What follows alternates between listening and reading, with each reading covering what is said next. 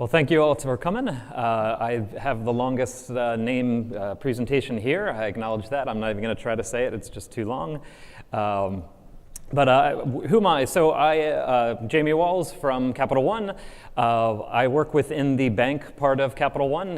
Capital One is broken up into several different lines of business. Ours represents the bank portion of that, and that covers any bank you'd walk by, like those branch banks here in New York. Or the direct bank, online bank. And I'm within the cloud engineering space, which is a part of our SRE org. So what you can expect today, I'm going to be talking about some of the challenges we face as a, being within a cloud provider, being a somewhat regulated industry that banking is. I'm going to be talking about some open source solutions that we're using to help solve some of these problems that we face. I'm going to talk about some custom solutions we've written to supplement the capabilities of the open source solutions we use. And then I'm going to be discussing a little bit about our shift left philosophy, which is ultimately focusing on the actual cause of problems rather than the problem itself. So I've been at Capital One about 14 years now, 7 of which were with a bank that Capital One acquired. 7 of which have been with Capital One. Some of the roles that I've held in that time frame, that 14 years or so, I've been within production support organizations. So I've held teams accountable for delivering high quality software, making sure that they do slow down at times and really focus on some of those SRE principles we hold so dearly. But I've also been on the other side. I've been in feature delivery, and I've been a part of projects where sometimes time to market is the highest priority, and you just got to get something live. And so I've kind of, I realized that a balance is really needed. I have since, transitioned to some DevOps type of work where we're focused on building teams automation for them, helping to build out their pipelines for them. And then more recently, I've transitioned into cloud engineering, which was kind of a role that was built from a need, because it is really hard. It's a lot of work to manage some of the cloud accounts that we have at the scale that we have. And I do realize scale is all relative. And so to me, at scale, my definition of at scale is more than you can manage just doing things manually. Because I did start, and it was just me. And I would email people and say, hey, you did this thing wrong. Can you go ahead and get that thing fixed? And quickly realized that that wasn't sustainable. I've got my team here. I owe it to them for all of the great things that we have delivered and that I'm going to be talking about today. I really do try to surround myself with people that are smarter than me, that are more talented than me, and I've been very successful at that thanks to them. Some of the things that drive me. So I've got my family here. I wouldn't be here. I wouldn't be the person that I am today without them. Especially my wife. She's, I always joke that she's a child psychologist. So I joke that she's the instruction manual for our kids. I'm the ones and zeros guy. Things need to be very black and white with me, and sometimes, a crying kid just needs a hug, and I just need to be taught that every once in a while. Volunteerism is another thing that really drives me. Many of us, if we stop and think about our lives, we have really, really good lives. We really do. And so if you can appreciate that and you can give some of your time to other people, it will pay dividends back in your life. It will make you feel so much better. And then the last thing is automating all the things. So whether it's my home, I've got all kinds of home automation, or at work, I truly think, we can automate so many things. And I really, bring that into the work that I do at Capital One. So taking a little journey here, talk a little bit about our cloud journey. So at Capital One, we started with data centers just like everybody else, something like a dozen, maybe 20. We had data centers kind of all over the place, and we started out with this thought that we would start to consolidate those data centers. We'd build a couple really big ones, and we'd just kind of move everything there. We started to get a little bit into the private cloud within our data centers. But we kind of realized we're not very good at that. It's really hard to do private cloud correctly. You end up doing kind of just as much work. And so in roughly 2015, we decided to go all in on the public cloud. Current state, we are in 3 different cloud providers, AWS, Azure, and Google. I will say most of our workload is running in AWS, and so the majority of the slides and the content that I'm going to be talking about today is going to be based on an AWS environment. But know that a lot of these principles really can be applied to any of the cloud providers. So, within banking, we've got this pretty major compliance challenge where, the cloud is built to handle anything. The providers intentionally build every capability you could imagine for every kind of business you could imagine to appeal to the masses. Another challenge that we have somewhat self-imposed is this you build it, you own it empowerment of our engineers. Software engineer at Capital One has full admin rights all the way through to production. Uninhibited, you basically can make a change directly in production if the situation is right and that needs to be done. And the last challenge we have is the financial industry is very heavily regulated. And so a combination of a cloud provider where you can do anything and empowering our engineers with the power to do anything doesn't really sit very well with our financial regulators. As a result, they have approached us and basically said, you need to have a really good set of rules. You need to have a very good method of being compliant within the cloud. And in some ways, we were able to work with them to kind of redefine the rules because some of the rules that existed prior don't really fit within the cloud. Just a simple example: IP in the cloud is something that is ephemeral. It moves around, and one of the rules going way long time ago was every financial transaction or a change to a customer's account has to be tracked back to an IP address.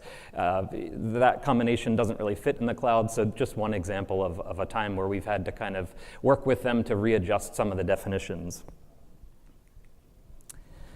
So what we have is Cloud Custodian, a tool that was actually built by Capital One engineers, but it is an open source tool. Key here is it is an answer to many of our problems. It is not the answer. There's plenty of tools like Cloud Custodian. I'm not here just to be a sales pitch for Cloud Custodian. I'm just going to talk about it because it's the one that we use and it has helped us out greatly. It has not solved all of our problems, though, and I'll get into that in a little bit. So what is Cloud Custodian? It is ultimately a compliance, a rules-based compliance engine. It allows companies, individuals to be well managed within the cloud. It allows you to consolidate all of your ad hoc scripts into one central place. It includes reporting and metrics, and it supports the 3 main cloud providers that we're in: Azure, AWS, and GCP. It is open source. It's available for free for anybody to use. You can go to cloudcustodian.io to find out more information. And it's available on github.com. Again, going to cloudcustodian.io will give you the link back to the GitHub repo. It's written in Python, so anybody who has Python experience, if there is some capability that Cloud Custodian doesn't have, by all means, put in a pull request, and we can get that added to the functionality of the tool. The great thing about it, it can be run anywhere. You can run it on an EC2 instance. You can run it locally on your laptop. You can run it in Lambda, serverless. And on any schedule. Effectively, if you have an enterprise scheduler, if you just have cron running, you can have anything trigger. It's just an engine that gets triggered by commands, so anything that can run these commands. And another great thing is it has a very simple DSL. So it does not require you to have a team of 10, 15-year experienced developers to be able to utilize it. You're really just writing very simple YAML-based DSL. So I'm going to talk a little bit about what that YAML DSL looks like here. So we're going to set up a pretty straightforward policy here, something that is going to stop unused EC2 instances or servers in the cloud. And so this is a problem we run into. We have thousands of EC2 instances, and while we would love for our engineers to fully own those instances that they provision and stop them when they're not used, people just forget. And so that's on my team. I used to reach out to people and say, hey, this thing doesn't seem like it's been used in a while. Can you shut this thing down? Again, at scale, that just doesn't work. So we've got Custodian to solve that for us. The DSL here is comprised of, you define your policy within, this is all just going to go into basically a text file. You're going to define the name of your policy, and then your resource that you're targeting. Basically what Custodian does when you call out a resource, in this case it's EC2, it goes and pulls all of the EC2 instance details from your entire account, the account in which this is running. And then we've got a description that's free-form text. You can then add filters. Filters allow you to start to dynamically pull in additional information that you might not have already gotten with your resources. So in this case, we're pulling in CloudWatch metrics. The specific metric we're looking at is CPU utilization. We are looking at CPU utilization over 14 days, basically 2 weeks. And then we're looking for a value of the type CPU utilization for 1.5. For us, that was the sweet spot between 1%. The server could actually just consume 1% doing basic things, even though nobody's using it. So we went with 1.5. And then the operation in this specific case is we're looking for something less than 1.5% utilization. The problem you could run into, though, is a newly provisioned server could have, over the 14-day average, could have less than 1.5% utilization, even though it's being used. And so we add in that the instance age must be at least 14 days. The default for instance age, the default operation is greater than or equal to. So in this case, we didn't have to specify it. The next thing, we only want to target running instances. If an instance is stopped, it's not actually costing us any money. No need to necessarily target that. And then we're going to exclude, for in this specific policy, instances that are part of an autoscaling group, because the action that we're going to take on this is to stop those instances. And if you stop an instance that's a part of an autoscaling group, the instance gets killed and another one gets provisioned. It kind of defeats the whole purpose. And then, because a couple engineers reached out to us and were like, hey, I've got this thing that's so small, it costs us almost nothing, and you keep stopping it and killing it, so we said, you know what, okay, that's fine. If you're using the really cheap stuff, we won't bug you about it. So we next move on to the actions that Custodian is going to take. So the first part of it was finding the resources that are not compliant or that are the ones that we want to target. In the next section, we are taking action on those. So here the action is type stop. Again, this works across all cloud providers. You don't have to worry about the specific API call that has to be made. Custodian takes care of that. The action is stop here. And then the next thing we're going to do is we're going to mark it for termination. So we're going to stop incurring money for that instance, but at some point we've got to start cleaning these things up. And so in this case, we will tag it with a tag in AWS. We'll explain what is happening within that tag. That's the message. And then the operation is terminate, and then that sets a countdown timer basically for 7 days. I left out the next section, which is notification, just because all it does is shoot a notification to the owner of that instance. So some of the challenges that Custodian has helped us solve. One of the number one items is security enforcement. So we have a requirement that there should be no public resources. I say no, but there could be a very, very small exception, but they are so limited that we're able to have exclusions for those. But effectively, no public resources in any of our accounts. That goes for S3, EC2, RDS, pretty much any resource that AWS or any of the cloud providers allows you to make public. We have Cloud Custodian rules that prevent those resources from from existing, and we have to have encryption everywhere. So if you haven't, when you deploy your instance or whatever, and you don't check that box to encrypt it, Custodian can actually just go ahead and check the box for you and encrypt that resource for you. And then the last thing is patching in our environment. We've got a very unique way to manage patching. Custodian helps us with that. Basically, no server at Capital One is allowed to be any older than 60 days. And so we manage patching by continuously deploying new AMIs, and then our Custodian system sees the age of the instance and will terminate any instance that's too old, in non-prod anyway. We're a little more careful than that in prod. For backups, the Custodian takes care of backups for us. So our engineers don't have to worry about that because many of our engineers just don't care about backups. They want them to be there when they're needed, but other than that, they just don't want to have to worry about it. One of the regulations that we have is that everything must be backed up within banking. You can't operate without backups. And then it takes care of the snapshot cleanups for us too. So when we do take backups as they're a rolling window, it will go ahead and delete the older backups. And then cost control. I mean, this is another really big one for us. We operate at a scale that is very expensive, and so Custodian helps us to manage costs by doing nightly shutdowns for us. All an engineer has to do is add a very specific tag to their EC2 instance, and we'll take care of the nightly shutdown of their instance, and we'll start it back up for them on the schedule that they get to determine. We also look for over-provisioned resources, those which were provisioned and just aren't using nearly as much of the resources that were provisioned. And then another one is auto-scaling group resizing. And so you might need something to be a really heavy set of 5, 10 instances running during the day as you're doing a lot of development work and testing work. But overnight, you don't necessarily want to turn off your API call because maybe it's the login call for our Capital One testing environment.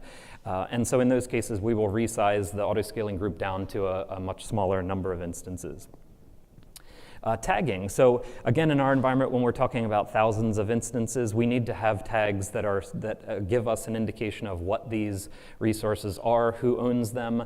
This takes care of tagging for us. It auto tags the creator.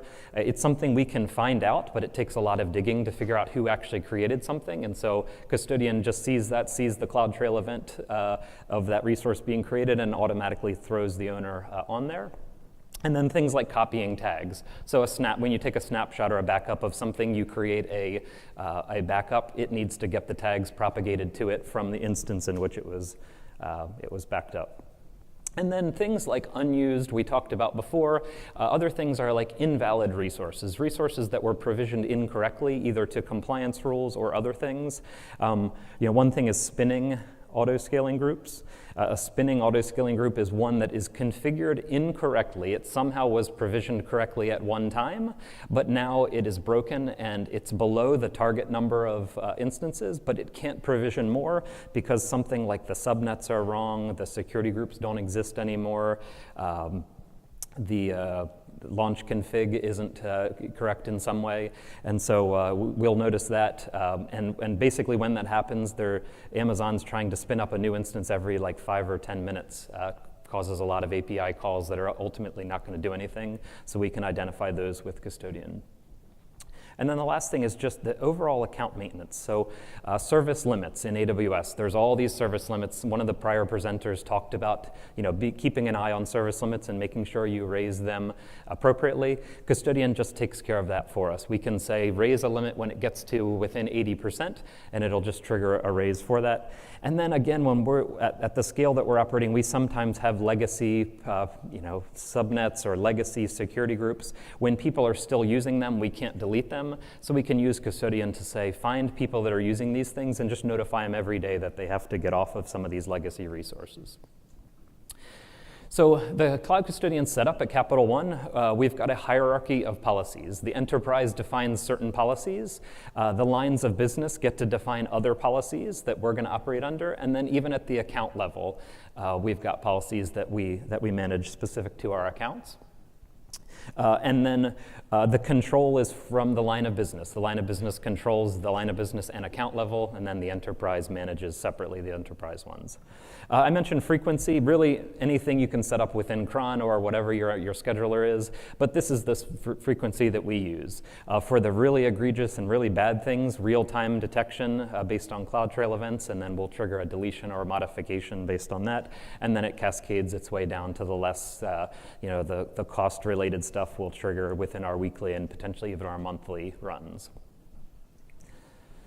And then, I mentioned earlier the, in prod, we're a little bit more careful. So in prod, we will fix or delete a resource that was very recently created, but after an hour, we don't touch resources anymore. We don't want to ever take the chance that we'll delete or modify something that's been running for quite some time, even if it's invalid. And at that point, we just move to notify only, and we'll just let the owner know that there's something wrong.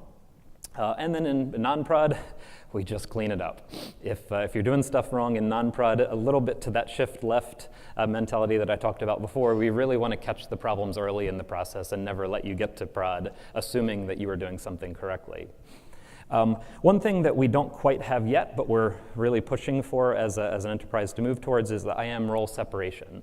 So we want the enterprise policies to run in a read-only mode or with very selective modify capability. Because the blast radius is so big for an enterprise policy, it truly applies to everything within the entire Capital One enterprise. And then we want the lines of business to have a little bit more capability. So we're really pushing to have the IAM role that the two instances run as separated. And then, logging. Like any good system, we've got some good logging. One of the capabilities we enabled recently is we now have Slack notifications for any failures that occur within our policies. So one key thing, so I mentioned the capability Capital One has with our enterprise policies. They really have the ability to affect the entire footprint of Capital One resources. And in some cases, a poorly written policy can have some actions that we just never intended. So Custodian gives you this great capability of this max resources % capability. So you can say, for any policy that I write, in this specific case, I've got the number 5. If more than 5% of the resources that this thing could possibly target are being targeted by this run, don't do anything. Don't kill the first 5% and then stop. Just be a circuit breaker and just stop right there. So definitely, anybody that's looking into Cloud Custodian, certainly keep this in mind and use it. That's the key thing. If you don't use it, you end up on the news. This is about 2 weeks ago. We unfortunately had a policy that was not that did not use this capability. It slipped through the cracks. A developer did something wrong, and we accidentally lost pretty much everything. It pretty much deleted 50% of our environment, including Jenkins and all the things we needed to recover. It was not so good. So it took us about 4 hours to get everything back up again. But this is what happens when you don't follow what was Uncle Ben's advice. With great power comes great responsibility. So some additional automation that we have added to supplement what Custodian can do. So Custodian does handle a lot of service limit increases, but there are certain limits that are not published. There are certain limits that you can't even query within AWS. We've hit almost all of those already, or we think we have. Who knows? There's probably some unknown unknowns out there that we still haven't hit yet. But at the scale that we're operating, we have hit many of them. So we've got custom Lambda functions that are raising all of the limits that we can't raise with Custodian because they're just not published limits. Another thing is support tickets. When an engineer puts in a support ticket, there's actually nothing that says who opened that ticket within AWS. And so we've got something that comes back after a ticket's been created, and it puts in all the details for the person who created it. Another thing is tag validation. So tags in AWS are just free-form fields. You can write whatever you want in them. So we do tag validation to make sure that people are putting in actual valid values so that the rest of our automation actually works and the billing can go back to the right teams and so on. Let's see, another one is resource owner updates. People leave companies, that's just the way that it works. And so when somebody says, I am the owner of this thing, but then they leave the company, a great engineer, of course, goes back and finds a new owner and gets everything delegated. But unfortunately, that just doesn't happen that often. And so what we do is we look for resources who are no longer with the company. We then go back and look up the application details, and we go and we assign a new owner to that, and we shoot a notification to them saying, you've just become the owner of this resource. Find out who should actually be. Let's see, another one is build script resource lookups. And so basically what I mean by that is there are resources that some engineers just don't really care about, but they have to hard code in their scripts. We try to take that stuff away and make it so that you don't have to hard code those. You can just use these lookups, and it'll automatically grab values from enterprise, things that you, again, don't necessarily care about. Bucket policies are not fun to write. They're kind of a pain, to be honest. And so we've built a generator that takes care of that for you. So you can just put in your requirements, and it'll generate the full JSON that you need for your bucket policy. We have also built our own applications within our team. The AWS console is great for one account, but it is really not good for 20 accounts, 50 accounts, and so on. So we've built an application that does monitoring specifically across all of our accounts.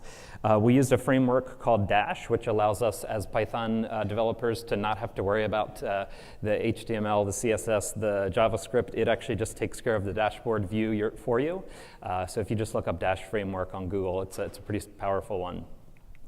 Another one that we did is a resource lookup tool. So, engineers will often say, "Hey, my resource named blah blah blah, got deleted or whatever. Can you figure out what happened?" We always have to say, "Well, what account?" and so on. So we've got something that looks up across all of our accounts and finds things very quickly and easily for us. It also gives us comparisons. Hey, it works in this account but doesn't work in this account. We can now do comparisons of IAM roles, security groups, and so on. And then it gives us cost insights. Let's see, so I talked earlier about that shift left concept. So let's take a look at the non-compliant resource getting deployed in our environment. So of course, nobody does anything in the console, right? Everybody writes their build scripts. So we'll assume that somebody has written a build script.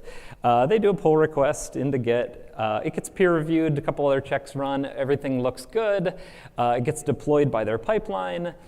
It gets provisioned in the cloud, and then Custodian deletes it. So our shift left concept is, why focus on all of these problems that we keep having if we can focus instead on, let's look back in the process. It was built in the cloud. Why did the developer's role allow them to build this thing? So maybe we can fix the permissions there. Taking it a step back, why did the pipeline allow this thing to be deployed? Could we have fixed the pipeline? So we actually do look there. Problem is today we've got pipelines all over the place. Every team has their own, and so it's a little hard to manage that. And then training, kind of addresses some of the earlier ones. Maybe our tech leads could be better trained to look for some of these gaps. Maybe the engineer who wrote the build script could be, trained. So where we're heading, we are heading towards a single enterprise pipeline that will allow us to really focus in on making sure that the resource definitions are correct. It'll allow us to use lookups, so we don't have to keep asking engineers details that we really already know the answer to. It prevents them from having to hard code these values. And then for those times where we do need their input, we're going to do validation to make sure that their input is right up front. Another thing is we're starting to look into Terraform Enterprise, where instead of waiting until a resource gets deployed, you can look in the very beginning when somebody writes the Terraform. You can actually just do validation right there and fail the build, fail the commit before it ever even moves on.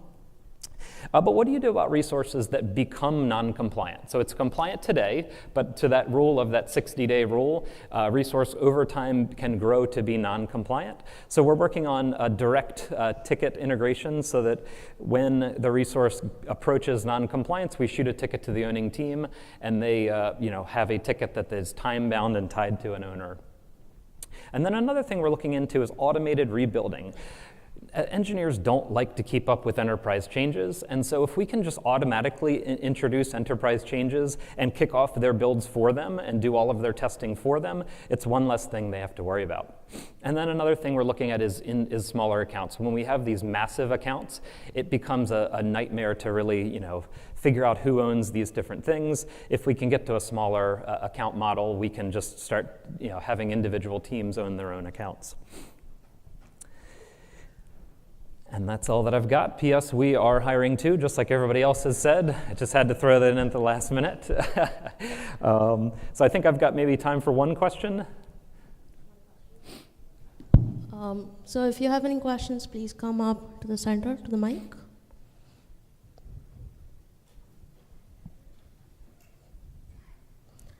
All right. Let's give a very big applause to Jamie. Oh, yeah, you had a question, okay. Can you talk a little bit more about the handling the transition to public cloud and the interactions with the regulators? Because it would seem to me that the first thing the average regulator would do would be throw you out of the room when you proposed moving all your banking operations online in that fashion. Yeah, so that's a very good question. So to repeat the question, basically, how did the conversations with the regulators go when I talked about our cloud journey? We are very fortunate that we were, I guess respected is the right word, by our regulators, that when we pushed back on certain things and said, look, this thing that you're asking us to do isn't really possible, let us show you the way.